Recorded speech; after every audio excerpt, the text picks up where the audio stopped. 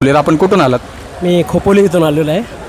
फक्त ह्या कार्यक्रमासाठी आला की फक्त राहुल गांधी यांचे विचार ऐकण्यासाठी आणि त्यांचं न्यू जे विजन आहे आणि मुली कशा स्ट्रॉंग झाल्या पाहिजे, मुलींचं शिक्षणामध्ये किती महत्त्व आहे आणि मुलींनी लढलं पाहिजे आपल्या क्वेश्चनसाठी आणि मुली कशा एज्युकेशनमध्ये अजून अग्रेसर झाल्या पाहिजे याबद्दल चांगलं मार्गदर्शन त्यांनी आज केलेलं आहे. म्हणजे त्यांचे आजचे मुद्दे तुम्हाला पटले? हो, फक्त चूल आणि मुली या समोर जाऊन शिक्षण हे किती महत्त्वाचं आहे हे डॉक्टर बाबासाहेब आंबेडकरांनी सांगितलेलं आहे.